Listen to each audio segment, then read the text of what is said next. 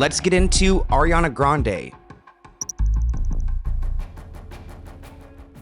Now, I know we're on the Let's Get Into It podcast, but I wanted to start this episode with a blind item about Ariana Grande. It reads, the team of the singing actress wants her to tour all of next year. They are trying to force her hand. She doesn't want to do it and is probably not well enough to do it, and will be even worse after promoting her next movie for months. Now, I do worry about Ariana Grande. I mean, she's been working for so many years, since Nickelodeon, her music career. Now she's acting a lot while doing the music. I mean, at some point, our girl Ariana Grande is going to get burnt out. Next year, after Wicked comes out this November, she will be going back on tour for her album Eternal Sunshine. She'll be going through Los Angeles, Atlanta, Chicago, Montreal, more North American cities before going to London. Comment below if you are planning to go onto this tour. Honestly, I miss going to concerts, but they've gotten so expensive nowadays that it's just too much. Like, I'm going to maybe one concert a year, because I also don't want to sit all the way in the back, right? Like, who wants to sit all the way in the back? Like, if I want to go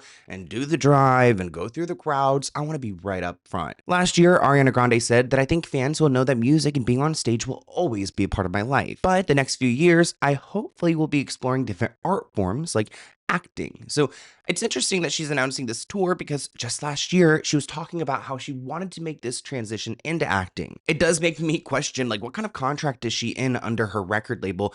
Are they forcing her to do this because she has to meet some kind of quota? Now, there are so many people questioning who's going to open for Ariana Grande's tour, and I've seen a lot of rumors that her brother, Frankie Grande, and Cynthia Erivo would be opening for her, which I'm not rushing to that either. Sorry, no offense. I mean, I'm sure they're both very talented. Now, somebody brought up the idea of Pink Pantheress, which I would actually be really happy about. I like Pink Pantheress. She's cool. But what do you guys think of Frankie Grande and Cynthia opening up for Ariana? I mean, I think there was a remix that Frankie Grande and Ariana did recently for his new album, so I wouldn't be surprised. But I want to talk about Frankie Grande's lookalike, Ethan Slater. Oh, I feel bad.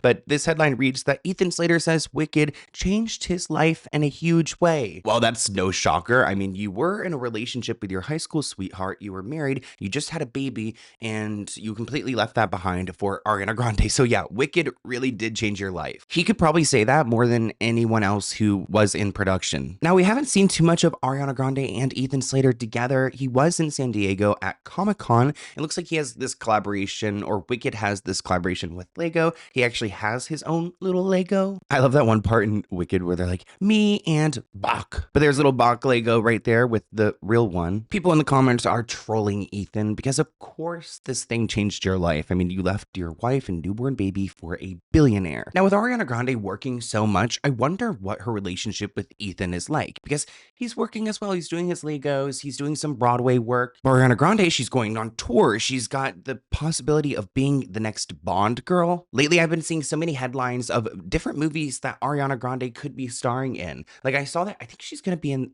a reprise of Meet the Faulkners. I don't know if I think it's that one, right? Meet the Faulkners, or is it Meet the Parents? Either way, it looks like a new James Bond movie is coming out, and they're considering Florence Pugh, Emma Watson, and of course, Ariana Grande. Now, supposedly, Ariana Grande is picky about the roles that she takes, but being a Bond girl, that would probably be a big win for her. Though it looks like they're trying to put her against Florence Pugh. Like, it looks like Ariana and Florence are gonna have to hash it out for this role. I mean, Florence Pugh has been in the acting game a lot longer, so Ariana Grande is gonna have to compete with that. But at the same time, Ariana's so new at it, but also so good at it, that I feel like that could excite people. But Ariana is already finding herself in drama within the acting industry. I mean, I feel like she's had plenty of drama in the music world. Now it's time for acting. And supposedly she feels like Scarlett Johansson's exploiting Jonathan Bailey after multiple kiss photos. Not Ariana trying to insert herself into the Scarlett Johansson and Jonathan Bailey drama. But I feel like, if Ariana is picky about her roles, I feel like she's picky about her drama as well. So there must be something good here. Tell me why you're mad, Ariana. It looks like Ariana and Scarlett are reportedly engaged in a feud over their close friend, Jonathan Bailey. Ari feels like Scarlett is exploiting Jonathan after their platonic PDA made headlines. I mean, it is kind of weird to see Jonathan Bailey. Isn't Jonathan Bailey gay?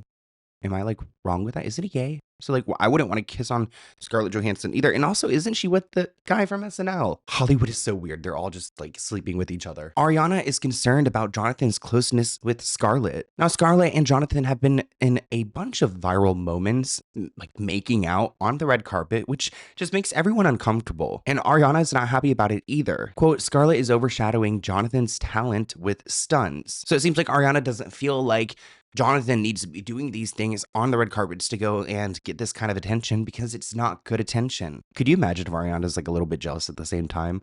Honestly, I wouldn't blame you. Wait, this person said, so she is jealous. He is sharing the pictures and he clearly doesn't care. She's more famous and is probably bringing him more attention that he would normally not get. So, I mean, I do think Scarlett Johansson's more famous and is probably getting Jonathan more attention. So, I don't know why Ariana is mad. Jennifer wrote, tired of hearing about Skeletor. You guys need to be nice. I don't like the body shaming either way, whether you're big or you're skinny. She's such a brat. I think she's jealous her friend would rather hang out with Scarlett than her. Has he already admitted to being the instigator with those kisses? So how is Scarlett using Jonathan? Either way, there seems to be a disconnect right now between Ariana and Ethan Slater, and I feel like they need to go and focus on that. But what do you guys think in the comments below? Let's get into Justin Bieber. Justin has been doing a lot on social media recently. It seems like he's been busy and he posts so much. I can't help but to think that he's manic when he's posting all this, but he's been out about enjoying life. It looks like Haley is there. Let's zoom in. Oh, she doesn't look too happy, huh? Yeah, like, why does she look like she just does not want to be there? She's like, let me just drink this beer in silence. But I actually want to take you guys all the way down here and take a look at this post, this little thirst trap moment. Now, it looks like Justin's disabled some of his comments. I don't know why they're not popping up. But that photo made headlines, and it doesn't seem like Haley was too happy about it. This report claims that Justin's thirst trap may have gotten Haley the ick. I mean, Haley, that's the only thing? Like, Haley, you cannot tell me that this is the only thing that you've gotten the ick from, because there have been plenty of moments. The pop star was clearly feeling himself on Monday when he dropped a couple of mere selfies after working out in his home gym, writing, thirst trap for ya hoes. Who's the hoes exactly? Whoever those hoes are, it seems like they are paying attention. There are so many fans on social media right now just going crazy over this video of Justin at that sports game. Haley seems like she can care less, but Justin's over here vibing. Maybe he's, drinking a little bit, having some fun. I don't know what he consumes. I wasn't there. I do know people who were there though, and he seemed like he was having a good time. And I don't know which one of you guys are in the comments, but people are loving it. One person writes, dang Bieber. Another person includes a gif of someone tying their hair up. There's a Megan Thee Stallion gif. 10, 10, 10. There's this one of, I think this is what, Gilmore Golden? I don't know. And then finally, this comment reads, he looks more healthy. So everybody's rooting for Justin right now because it seems like he's in a good place. But then, of course, we've got his biggest op over here, Haley, putting a little emoji up under his photo of the eyes rolling.